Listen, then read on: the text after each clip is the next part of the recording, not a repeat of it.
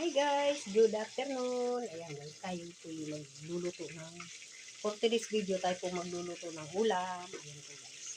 Nakabili po ako ng, ay hindi pala, may naglako po dito ng isda. Hulaan nyo guys, ito ng isda.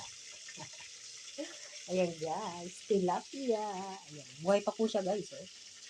Buhay pa. Oh, buhay pa siya guys.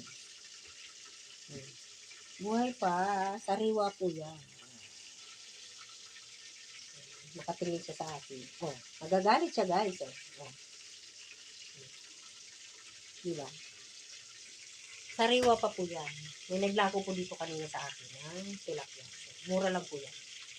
100 lang. 120 daw po. Tinawaran ko ng 100. Binigay naman ng aking dagatan. Shout out din sa nagbenta ng aking ng tilapia. Ayan. Hello po. Ayan guys, meron na po kaming ulam. Ayan, tilapia.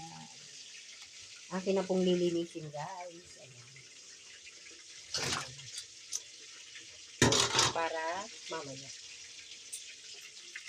Ayan po ang aming ulam, tilapia. Hindi ko alam kung anong luto, kung prito ba o anong magandang luto doon. Guys, anong luto ang pwede doon sa tilapia? Prito? Ayan guys. Hello po! Good afternoon! Ayan guys. Kasi dumaan siya, mayroon na po akong niluluto. Ayan. Yung niluluto na po ako. Ayan. 5 peraso. Fried chicken po. Puro utang po yan. 1 linggo po ang bayad. So, kaya pag dating na 1 linggo, magbabayad tayo. At least nakakautang ko. Kasi maganda naman ako magbayad. So, kaya nakakautang. Ano masama mo utang? Basta nagbabayad, di ba? Ayan. Yan ang aming ulam. Ayan guys.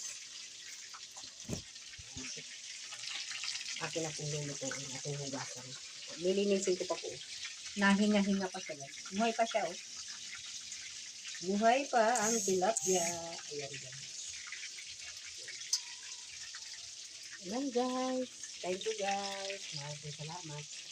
Thank you po for watching. Bye. God bless.